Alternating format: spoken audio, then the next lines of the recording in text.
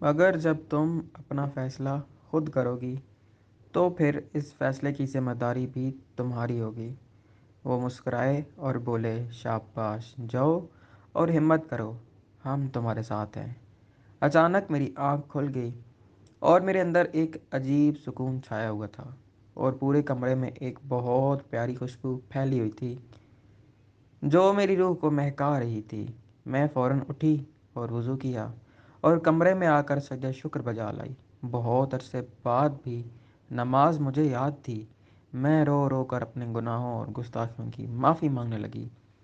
मेरी माँ कमरे में दाखिल हुई, मुझे नमाज़ पढ़ते देखा तो बहुत खुश हुई और जब मैं नमाज़ पढ़कर फ़ारिग हुई तो मुझे प्यार करने लगी। मैं इनसे लिपट कर रोने लगी। अगले दिन मैं ऑफ़िस गई और सारे तोहफे रेहान के मुंह पर मारे और ऑफ़िस से रिज़ाइन करके वापस आ गई। मैं जब घर पहुंची तो दो देहाती औरतें हमारे घर बैठी थीं। वो देहाती लिबास में थीं मगर इनके चेहरे पर एक वक़ार था, एक बुजुर्गी थी, एक उधेड़ उम्र। मैं इन्हें मिली तो वो उठकर बहुत प्यार से मुझे मिली और कहने लगी, वकार निसा, ऐ साड़ी तेरी रानी है, माशाल्लाह, बहु प्यारी है। मैंने इनके साथ चंद लम्हे बैठी और फिर कमरे में आ गई। कुछ देर बाद वो ख़वातीन रुखसत हो गईं तो मेरी मामा अंदर आईं और कहा, शहला, ये हमारे पुराने जानने वाले हैं, तुम्हारे बाबा के दोस्त की बीवी और बेटी हैं, चक झुमरा में रहते हैं, तुम्हारे रिश्ते के लिए आए हैं। इनका बेटा है, गांव में रहता है और ज़मींदार फैमिली है। मैं कहती हूँ रिश्ता कबूल कर लो, बहुत अच्छे और वफ़ादार लोग हैं। मैंने तब से जानती हूँ जब तुम पैदा भी नहीं हुई थी। तुम्हारे बाबा के बहुत ताल्लुक़ थे इनसे, बल्कि तुम्हारे बाबा ने इनकी एक केस में मदद भी की थी। मैंने सोचा और ये एहसान का बदला है, अब खुद देने आए हैं अपने देहाती अनपढ़ बेटे का रिश्ता लेकर। लेकिन मैंने ज़ुबान से कुछ ना कहा क्योंकि अब मैं कोई फ़ैसला नहीं करना चाहती थी। मैंने अपना फ़ैसला अपने अल्लाह पर छोड़ दिया था। अम्मी ने मुझे तस्वीर दिखाई तो एक देहाती लंबा तड़ंगा जवान था जिसने बड़ी बड़ी मूछें रखी हुई थीं और सर पर उस्तरा फेर रखा था। लिबास इसने धोती कुर्ता पहन रखा था। मैंने तस्वीर देखकर एक तरफ रख दी और खामोश हो गई। मेरी मामा मुझसे पूछ रही थी, तभी मेरे जहन में रेहान का ख्याल आया और इसका वो तौहीन आमेज़ सलूक याद आया। मेरे अंदर एक जहरीली तलखी खुल गई और मैंने अपने अल्लाह को याद किया और अल्लाह के नुमाइंदे अल्लाह फ़रज शरीफ को, और कहा, मैं अपना फ़ैसला आपके हवाले करती हूँ। अगर आपको ये रिश्ता मंजूर है तो मेरी भी हाँ है। चंद दिनों में ही मेरा रिश्ता तय हो गया और फिर मैं दुल्हन बनकर चक चुमरा आ गई। ये एक बड़ा सा देहाती कमरा था जो देसी अंदाज में सजा हुआ था। बड़े से पलंग के इर्द गिर्द हुजला अरूसी की से सजी थी। अचानक कमरा खुला और कोई अंदर दाखिल हुआ और ज़ोर से दरवाज़ा बंद किया। मुझे यकीन था कि ये देहाती शादियों पर शराब पीना फ़ख्र समझते हैं। इसके कमरे में दाखिल होने का अंदाज बता रहा था कि ये पी कर आया है। वो पलंग के करीब आया और सेज की लड़ियां एक तरफ करके मेरे सामने बैठ गया और कहने लगा, ए घुंड चुकोगे या ए मजदूरी भी मेरे को ही कराओगे। इसके अंदाज से मेरा सांस रुकने लगा। फिर उसने मेरा घूंघट उठाया और कहने लगा, बेबे नू तो चंगी ले आई है। मैं उसकी तरफ देख तक नहीं रही थी। वो कहने लगा, सोहणियो, उत्तर तो देखो। मगर मैं नज़रें झुकाई हुई थी। मेरे दिल में अचानक वसवसा आया कि ये मेरे अल्लाह ने मेरे साथ क्या किया।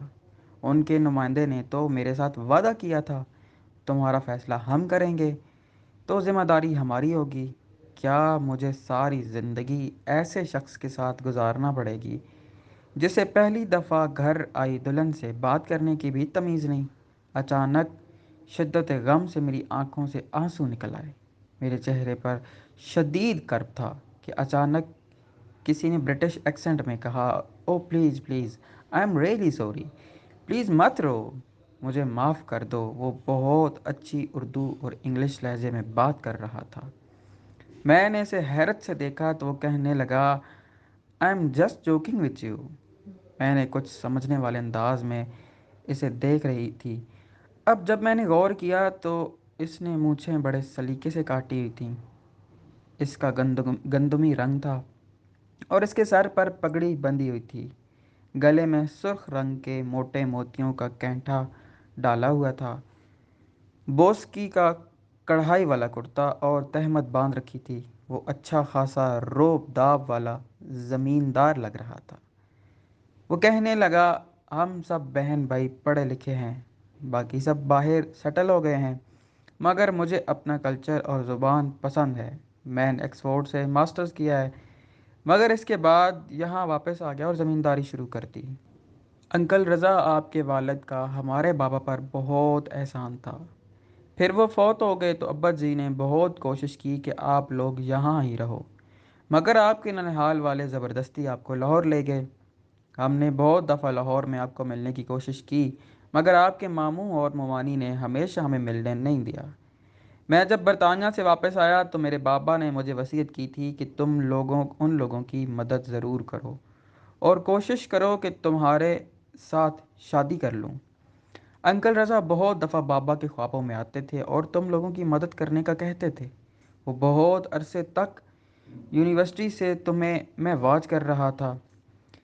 پھر جب تمہاری جاب ہوئی تم الگ رہ رہی تھی، پھر ریحان کا معاملہ تک مجھے پتا ہے۔ میں نے چونک کر اسے دیکھا تو اس نے مسکرا کر کہا، تمہارا قصور نہیں ہے، تمہاری نیت اور تھی، مگر زمانہ تمہاری نیت جیسے تو نہیں ہے۔ ریحان نے تمہاری انسلٹ کی، میں نے ریحان کو اٹھا کر یہاں لے آیا، ہمارے ڈیرے پر جو درخت ہے۔ 3 دن تک میں نے اس کو ننگا کر کے باندھے رکھا اور پیٹتا رہا، اور جو ہاتھ اس نے تم پر اٹھایا تھا وہ ہاتھ میں نے توڑ دیا ہے۔ اب وہ ساری زندگی ایک ہی ہاتھ سے کھائے گا اور دھوئے گا۔ میں حیرانگی سے اسے دیکھ رہی تھی۔ وہ کہنے لگا، بہت پہلے آنٹی وقار النساء سے ہمارا رابطہ ہو گیا تھا اور مجھے تمہاری طبیعت کا پتہ بھی چل گیا تھا، اس لیے جان بوجھ کر تمہیں تنگ کرنے کے لیے ایسے لہجے میں بات کی اور اپنی بہت پرانی تصویر تمہیں بھیجی تھی جب ہمارے ہاں گندم کی کٹائی کا سیزن تھا۔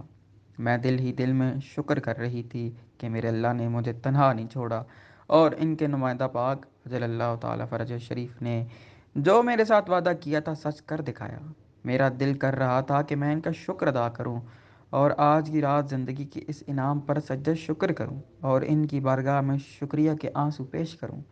اچانک وہ کہنے لگا، میں برطانیہ میں رہا ہوں، پلا بھی وہیں ہوں، مگر کچھ مذہبی بھی ہوں۔ میں نے وہاں برطانیہ میں رہ کر اللہ کے نمائندہ اجل اللہ فرج شریف کے ساتھ روحانی رابطہ کیا ہے۔ ان کے مجھ پر بہت احسانات ہیں، جن میں سے ایک یہ بھی ہے کہ مجھے اتنی اچھی بیوی دی گئی۔ ہمیں مل کر ان کے احسانات کا شکریہ ادا کرنا چاہیے۔ وہ میرے دل کی بات کہہ رہا تھا جیسے میرا دل و دماغ پڑھ رہا ہو۔ میں نے کہا، ضرور۔ وہ کہنے لگا، پانی سے تمہارا میک اپ تو خراب ہو جائے گا، مگر مجھے تم میک اپ کے بنا ہی قبول ہو۔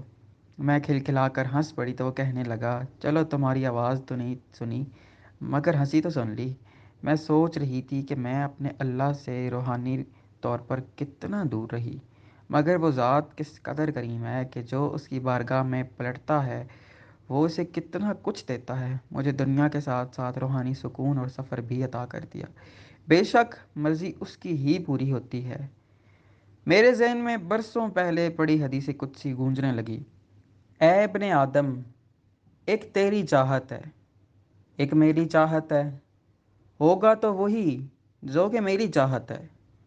اگر تو نے وہ نہ کیا جو کہ میری چاہت ہے تو میں تجھے بھٹکا دوں گا اس میں جو کہ تیری چاہت ہے۔ آخر میں ہوگا تو وہی جو کہ میری چاہت ہے۔ اگر تو نے وہ کیا جو کہ میری چاہت ہے تو میں تجھے وہ بھی بخش دوں گا جو تیری چاہت ہے۔ آخر ہوگا تو وہی جو کہ میری چاہت ہے۔